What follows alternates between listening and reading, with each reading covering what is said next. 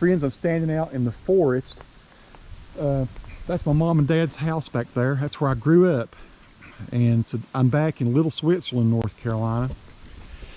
This is the old home place. This is the farm where I grew up. And I thought I'd just show you this. I don't know if I have any 5K video of just how nice the land is up here and what it was like, how magical it was to grow up in a place like this. Let me just kind of walk you through. I'm on this used to be an old road bed. It's not so developed now. It still is, you still could drive a truck up here. But this is where my dad had his tree farm. We had cattle, we had horses, different times. We had, of course, pigs. You have to forgive me for I'm a little short of breath. I might have a hiatal hernia. I'm going to find out tomorrow. So, but anyway, down there is the pond. My dad built the pond. I guess he had a guy come in and move the dirt, but I remember Dad using a bulldozer too to do that. There was not a pond there, so that's man-made. We had a little pier that was out in the middle of it there on kind of the right edge of it, and it's deep. You can see how where the water's green there toward the back side. It was about 10 feet deep. We had a diving board. It was fantastic growing up here. We would work for hours and hours, go out and work in hay fields. That's one of the ways Dad made extra money. He freelanced as a guy that cut, raked, and baled hay. And then I became very athletic because I was the guy he would take out with me to throw hay for people. They didn't roll it up in big bales back then. They do that now, big balls, wheels. No, friends, it was 60, 70, 80 pound bales, depending on how well the hay dried out. So I might throw 1,000 of them a day. That's taking them out of the field and then throw 1,000 more, putting them up in barns. And so anyway, yeah, doing that kind of work kind of transformed me as a kid. Started doing it when I was about 11. And, you know, I was captain of my football team by the time I'm in high school. So it did me good, got me a scholarship to college. That was cool. We could not have afforded for me to go to college. It's a lot of land, but we were not rich people. We were actually pretty poor people. Dad worked real hard, and Mom did too. And then I worked jobs. My two brothers, I'm sure, in their time worked jobs. And see, Tim does have a big Kubota thing. Now he does roll up the hay. We got hay rolls over there.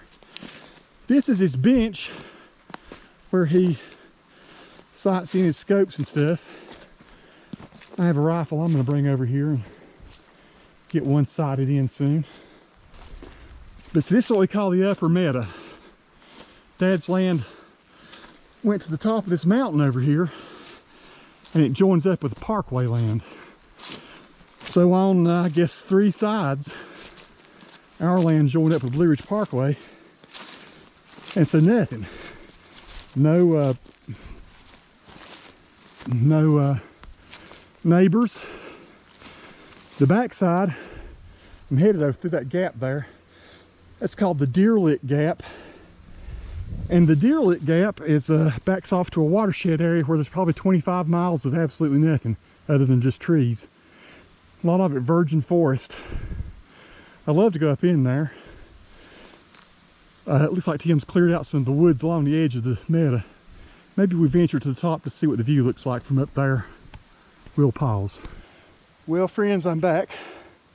I've climbed to the top, and my breathing issue is getting the best of me. Don't know what's going on. Going for some testing tomorrow. Anyway, just thought I'd give you a sweeping view. This meadow, I don't know how many acres it is. It used to be full of Christmas trees. That's when my dad's fortune started to turn, when he got into the Christmas tree business. I was probably 13 years old, 12 or 13. And we went and maybe earlier than that, we got an allotment to pull trees over at Roan Mountain. We got something called Fraser firs. Fraser, it looks really, it's not got an I in it. And we also got some blue spruces at the Parkway. You could buy those. But the Fraser firs were an allotment. Get them for free. Man, I can't tell you how nice it feels up here. It's probably 66, 68 degrees. Top of the mountain, so the parkway runs that mountain across from us. What I'm probably going to do is, since I'm having trouble breathing, it's crazy whatever it is. We don't know for sure what it is, but it's something. And I wanted to take y'all through the woods over there, which I have done before. But you get the idea of what it's like to grow up here. This place was so awesome, still is. Just like it was when I came here when I was 7 years old. We lived in Charlotte when I was a little kid, but my mom and dad were both from up here. Dad got out of the Army and he wanted to move us back. This is totally where I grew up. So since I'm not having much luck, with my breathing, I thought I would fly the drone. So I've got a Mavic 2, or I think a Mavic 2S, is that what it's called? Air 2S. I can't remember what it's called. I got it in this bag. I've only flown it about 4 times, so I think I'll sit right here, launch it, and I'll take you on a big tour. So my dad's, I will say this, the mountain over there, Dad's land goes about 2/3 of the way up. Parkway's up there, it connects in with the parkway. He also bought some land back that way. Altogether there's, let me see, 60 and 75, 135 acres here. Don't know if I'll ever own it. Don't know what my mom, I won't own this land because my brother Tim's already has this land, but my mama said she's gonna leave me at that part of that mountain over there. So maybe I'll have me a place on a mountain, a cabin someday. Lord willing, if I'm able to keep breathing. Okay, let's fly a drone and let's take a peep at everything. I hope the wind is not so substantial that we have any troubles. So I thought I'd show you. This is where I'm flying from. I'm on a bit of a slope here. Hopefully I can take off okay. It is a Air 2S is what that's called. And that's the, I got this one, I don't know, 3 months ago, 4 months ago, something like that. So friends, I'm taking off with the Air 2S here, and I'm in my studio now doing this voiceover, so we'll come back to some walking video here in a minute, but I thought I'd just take you across the land. This is, we're looking at the second piece of land that my dad bought. And yeah, it goes up across that ridge there, and I think you can see the parkway. Oh, you could just for a second. You can see a little bit of the parkway. We'll see it again in a minute. Those were our closest neighbors across over there, that meadow. It's in the middle of the screen, and that's the little white house is actually the house that I grew up in. But it wasn't as big as that one. The little white house there, it was only the back half there. So we had that front part that you see there with the porch on it was built on later. So we lived there until I was, I guess 18 or 19 years old. I was a freshman in college. We built the other house, which is over there to the right, in about dead center of the screen there now. We built that house, from my 17th to 19th year. I drew that house in drafting class, and Dad found a plan, and so I was a drafting student, 3 years in high school. Pretty good draftsman. There's the pond, a little better view of the pond. This is not the most artful flying in the world. This is me just peeping around up there. But so you couldn't tell when I was showing you the meadow. I said that Dad owned the top of the mountain. You couldn't see the mountain, but there's the mountain. So the place where I'm sitting up there is about 3,300 feet, where I was sitting and flying from the edge of the top of the meadow. It probably goes to about 36 or 37, maybe 3,800 feet to the top of Dad's land there. So that's the big meadow I was showing you. And see the road at the bottom left that's going through the woods. That road goes back. It's old Deer Lick Gap Road. It used to be some houses and stuff way back up in there, and that is what's called the Deer Lick Gap. That field there was the second parcel of land my dad bought probably when I was in my early 30s. He bought that and added on to it. A guy finally sold it to him. He'd been trying to buy it for years, so he has about 75 acres there. He did. Dad's gone now, and that's the land that Mom says she's going to give me some of that at some point. I was flying up here. I don't know if I'll ever give it or not. She might decide to do something else with it, and that's no hard feelings either. But that is the Deer Lick Gap, and I jumped up here a little bit higher, hoping I could see the Deer Lick Gap overlook. Now look off behind that, folks. That's what I grew up. But that's what I grew up adjoining and playing in. I'd go back in here, and if I wanted to go off the back side of the mountain, which is pretty steep, it's like seriously 25, maybe 30 miles of nothing. I grew up in a very remote, pristine, forested place. What a gift, thank God. I think you see some of the little lines there, or there's a kind of a more opening place there in the middle. That's where the parkway is running. See where there's the trees sort of separate there, middle of the screen? That's the parkway's running along there. That is The mountain off in the middle of the screen there was Wild Acres. You see Short Off, and you see Table Rock and Hawksbill upper right now. And panning around, and I wanted to fly over and show you where I went to church as a kid. So we're going to fly over that just for a minute, but that's another good shot of the land. And yeah, so the land goes up to the left, to the full extent of the screen there to the left. They still own it. Mom owns it. Tim actually has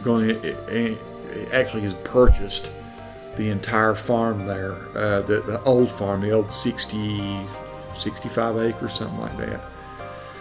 So there we are, flying back over the meadow, and I'll give you a really good ground look at what the forest looks like. Tim has built a beautiful road in the woods. You can't see it, but it's going along the upper edge of that meadow. And I really kind of discovered it. I did not know he'd even built it. And I discovered it this day when I finally caught my breath and started walking again. But now that meadow off in the distance there that you're seeing was one of our neighbors. A guy named Dan McClure used to own that, and I'm not sure who owns it now, but he grew Christmas trees also, and various other things he used that for. He had cattle there for a while. He had horses. And there's a little white barn off to the right there, and just to the right of it is the little church I went to, which was it's called Black Mountain Baptist Church. I guess we started going there, I don't know, we went to other churches first. We probably started going there when I was about 9 or 10. So that little church on the far right, that's Black Mountain Baptist Church. It's not in Black Mountain, but you can see the Black Mountains. The Black Mountains, if you look in the other direction, back you can see Mount Mitchell back off in the distance. And maybe I got a shot of that. I might not have. Flew backward a little while here. That barn there, and the big little kind of long barn with the hay rolls in it, that's one of the places we would store hay. You could throw tons of hay into that. I don't know how many thousands of bales you could put in there. The little pond you see down there mid bottom of the screen, we used to oversee a house there. There's a big gap up at the top of the hill up there. I'm not sure where that even is. So yeah, I'm not high enough. Or if I panned up, that whole there's a mountain range behind me here, or behind all those mountains. That is the Black Mountain Range. That's why the church is called the Black Mountains. But I didn't go up the top, so Mount Mitchell is off in the distance there. I didn't pan up enough so that you could see it. So I could climb the mountains. I actually tried to walk to Mount Silo, which is part of that range one time. I didn't do very well. I walked across about 15 mountains. I was really fit then. To get there, and by the time I got to the base of the mountain, I was so tired I couldn't climb it. I had to hitchhike back to my dad's office, and he gave me a ride home. He worked in the mines. So now I'm just trying to figure out where the drone is so I can get back down on the ground. So we're looking straight down at the meadow. It was a big old field of trees, and you had to mow it. We mowed it with push mowers. I didn't have a riding mower. You had to keep the trees mowed in between. It was self-powered mower. It was a thing called a roof mower. It had big old wheels on it on the back. So there I sit. You can see me sitting there in the middle of the trees. And I'll go ahead and stop this little tour at this point, and we'll go walking. So after the drone flight, I have kind of regained my breath. This is a interesting old tree. I remember this tree, seeing this when I was a kid, and just thinking it was very cool, the old knots and stuff in it. Check that out. And love the little wildflowers and stuff that grow all around here. Of course, you got Galax. Saw some just a minute ago. I see some over there under that tree. There are places up here where there's huge beds of Galax. Trees grow like weeds up in here. So Tim's had to really work to clear this out. He has bulldozers and stuff. This is what we call mountain laurel here.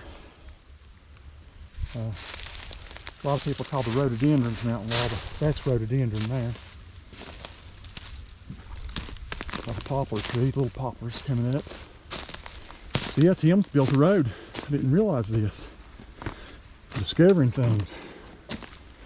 Let's see what he's done.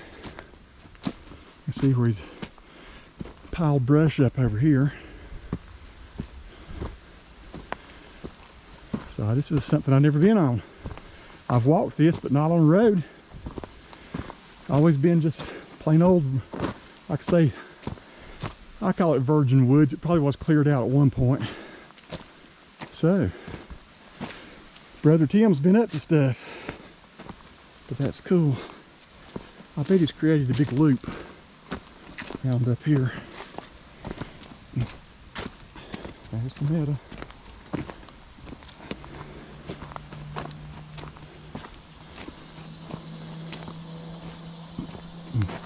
People will ask sometimes, what was it like to grow up here? I said this in other videos. It was a huge blessing. We were remote. For North Carolina we were. I mean, you know, it's we're out in the middle of nowhere. And it snowed a lot. There have been times I've seen 3 feet of snow up here, 2.5 feet, you know, 18, 20 inches very often. So you have be times at this elevation you get snowed in. I should look on my iPhone and see what the elevation is here. Hang on a second.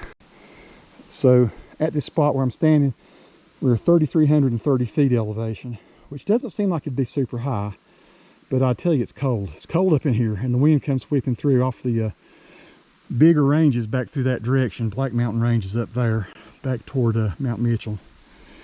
But so yeah, this is where I'm standing. It's like I'm looking almost due west now. So back to the east is about the top of the ridge there, and if you saw the drone flight, then you know that the hills go way up higher there. Man, it's a pretty little location right here, my friends. I like the way Tim has that little hole there cut out. Kind of nice. We got a lot of ferns, all kinds of different trees. Now, different sort of trees than in the lowlands. Or I live in the foothills now. It's about 1,700 feet where I live in elevation. And one of the things about up here is that the forests stay a lot clearer. See, you don't have a whole lot of underbrush. The trees dominate. You have nice, like I say, galax and fern covers. This, look, folks, this kind of ferns you probably go buy at a store and cost you something, right? But they're just up here for free. You just grab them, or if you want a fern. But it's like grass. And like I say, what a blessed place to live. I'm hoping that the GoPro's not a real light sensitive camera, but I'm hoping I'm shooting in a mode where I can show you how pretty the color is here. It's lots of pretty deep greens and sunlight coming through the trees. Tim's done a good job with this road. Well, I'm sure my dad would have dreamed of having a road like this up here. He's gone. He got ALS and died. It was a pretty terrible way to go. But folks, imagine being a young boy with a knife and a hatchet and later a 22. Dad let me carry a little 22 or 410 in case I saw a snake or something. Tim's gone back that way too. He may have a road going clean to the top of the mountain. Quite possibly. That's all new. Man, if he does, that's something else. I gotta come back up here when I got more time. Gotta go back and check on my mom. She's snooping around the house. But imagine being a young boy and this is your playground. So at that point, Dad owned 60 acres. But anybody that owned the rest of it was never up here. So really it was thousands of acres of this. And I've done some crazy things that could have got me killed. Top of this mountain up here, if we could go to the top of the mountain, there's a rock outcropping, and the only rattlesnake I've ever seen, you know, the whole time I lived up here, was up there on a rock outcropping, and I wanted to kill it. I wanted to kill it and put it in a jar like at the barber shop in Spruce Pine. They had a big rattlesnake in a jar. I thought, oh, wouldn't that be cool? They'd saved it from formaldehyde or alcohol or something. This little city barber in Spruce Pine. I always thought this place just looked like something out of a, I don't know, out of a fairy tale or something, this whole place. This area here, I remember very well, with no road here then, but this was, you know, there's all kinds of little hollows like this. You see all the old native rock there. It's just Appalachian mountains are ancient. But these places up here just look like something out of a, like I say, some sort of fairy tale bit of fiction or something. It was cool to go read old literature and stuff, and fantasy literature or something with your kid, and just you know, read, or even read some of the classics. You know, Legend of Sleepy Hollow and all. I know it's supposed to happen up north, but in my mind, I could see the Headless Horseman, you know, up here or something. It was just, in some ways it was spooky. In all ways it was very cool though. Very cool. Somewhere up in here, along where we're standing, was the only time I ever had a chance to shoot a deer. As you can see, there's brush and trees and stuff, and you don't really get a good clear shot very often, but I might have been standing back up around that hill, and the deer might have been about where I'm standing. Pretty close up in there. And I deer hunted for 7 or 8 years with Dad. And I finally had a clear shot. Had a .243 Winchester with a scope on it. I leveled him up in that scope. What was that, maybe 70 yards, 60 yards? Could have popped this beautiful buck. I was 20 years old, sophomore in, I think I was sophomore in college, or junior. And I just decided not to do it. I just decided not to kill that beautiful thing. I've not been deer hunting since. My brothers, they kill 2 or 3 every year. And Tim does eat them. He's got lots of trophy heads. Tom does too. They're really good hunters. And if I had to be a hunter, I sure know how to do it. I was the oldest brother. I was the one Dad taught everything before he taught them anything. So I sure know how to shoot. I just don't like to kill too much. The only things I've ever killed were rabbits and grouse, which is like a little partridge, or we would eat them, and squirrels. We actually ate squirrels. Didn't have to eat squirrels. Now rabbit was really good eating, and I guess if I were to ever start hunting again, it would be for turkeys or something. I really like turkey meat. It would not be something for sport. It would be actually something I would eat. But that's my deer story. Soft-hearted about deer. So, gosh, I'd love to just walk all of this. It is fascinating what my brother's done. He's done a great job. Tim, if you see this video, good job, killer work, man. I like what you're doing with your roads and stuff. It opens all this up.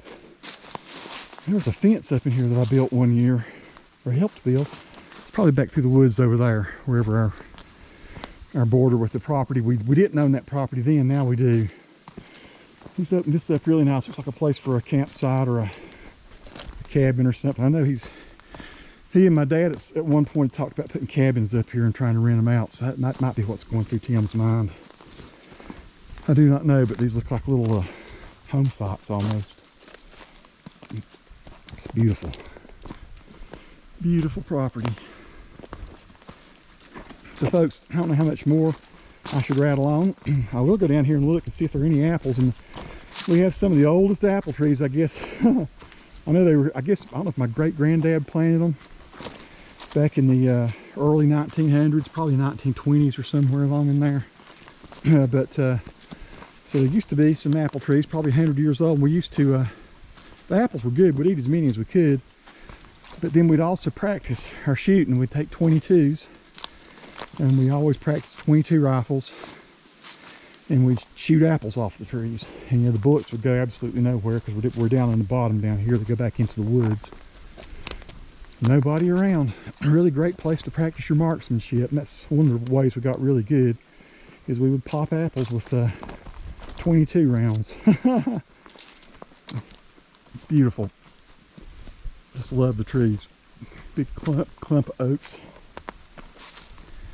So Tim is a lumber broker, or a logger. He cuts deals and stuff. People, he does it all over Southeast. If you're looking for somebody, if you got a forest looking to make money, Lord, there's for one thing, Tim's a good, honest guy. He's not going to burn anybody. He'll tell you what your tree's worth. He'll get a fair price for it, but he'll sure find you a buyer. And so that's what he does. That's his specialty. Here's the little stream. Tim must have put a culvert in or something where the road is here, or it's maybe the spring. Maybe the spring doesn't go that far back up where we just were. This has been here forever. It's a natural spring. There's several of them on the property here. This is the far extent. This is the 200-yard mark. So we're 200 yards from the far end of the meadow over there. This is where he shoots his guns. He sights me at 100 yards and 200 yards. So if I bring my rifle up here, he'll be able to get a scope set where we can pretty much, I don't know, hit a Coke can from 200 yards. And Tim was brilliant at doing that. He's really good with his optics and stuff. I'm just kind of watching, make sure I don't step on a snake.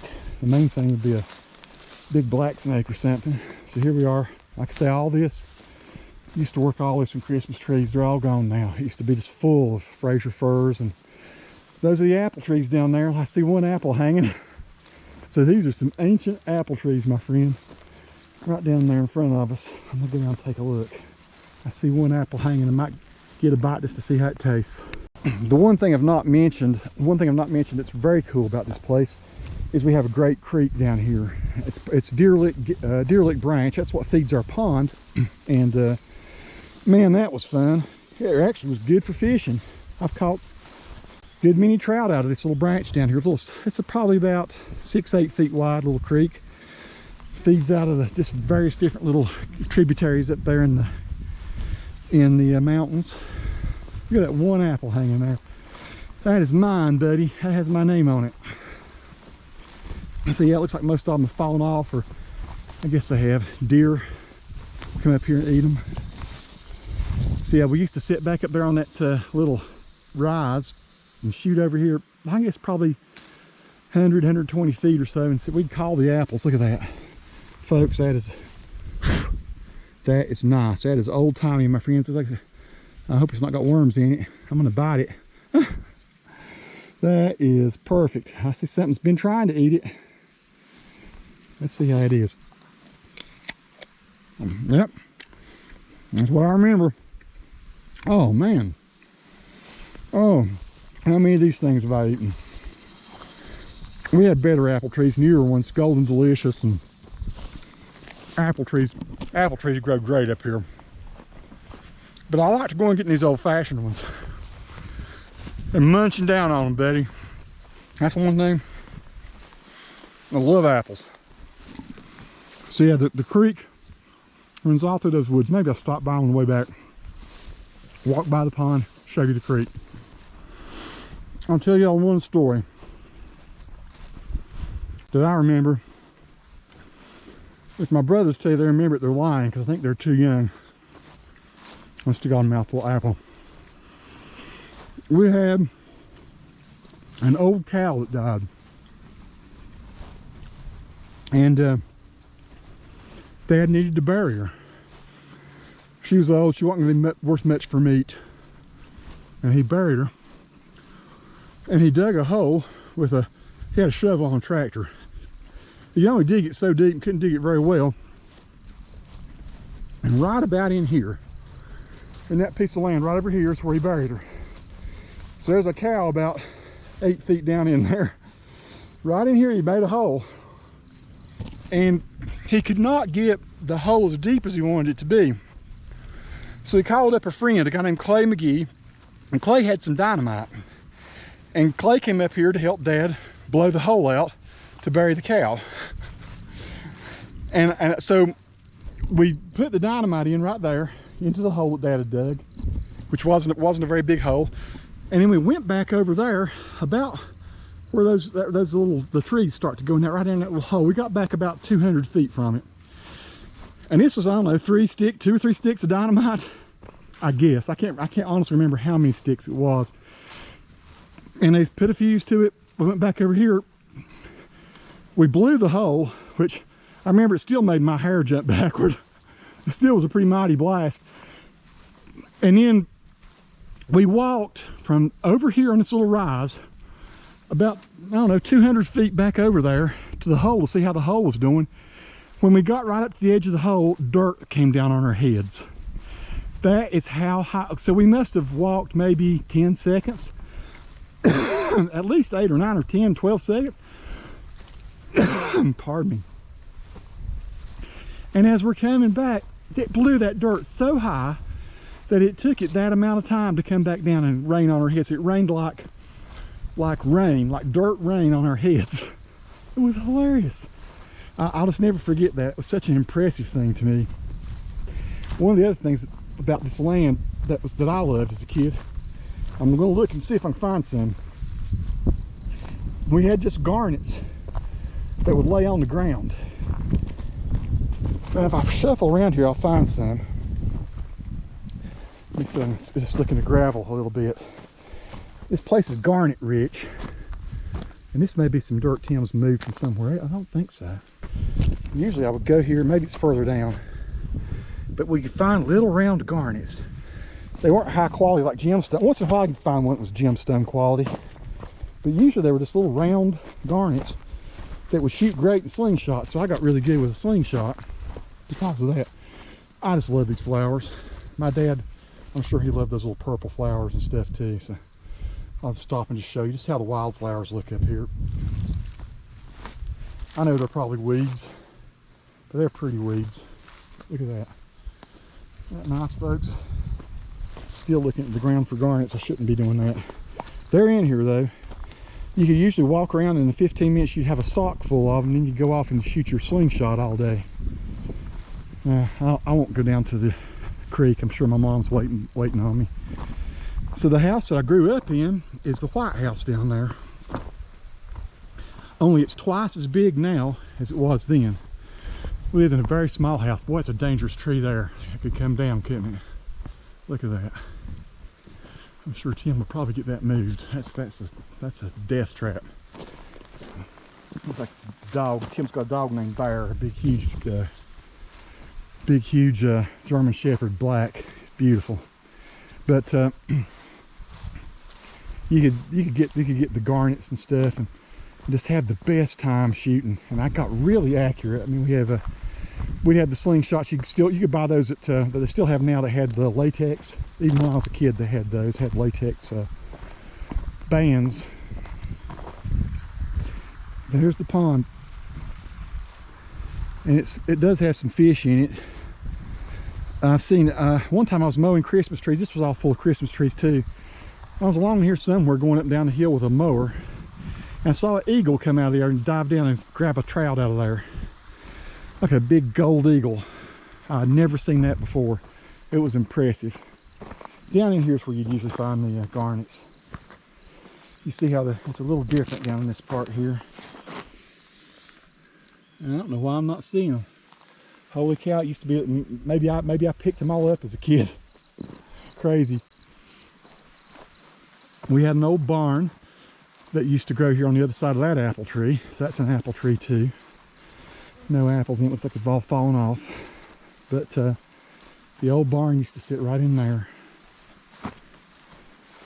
And I would throw hay up in that, and we'd feed the pigs and the chickens. So there used to be a barn, and where that little area of little flowers and stuff is there, I guess that's what Tim sowed it with, clover or something. But that was an awesome place. I love that barn. Took a rope one time, and a pulley, and the tree went, that tree there, or maybe a tree that he's cut off there, went down. I guess one apple on that tree. But we made a kind of a swing thing going down to the barn. That's a story I'll tell you another time. There's another good apple. It's a little one. I'm sure it's good though. So here we are, kind of back at the property. But yeah, so the house down there, the part that's in the back, you see how it's got two sections? The part that's in the front was not part of the house when I grew up.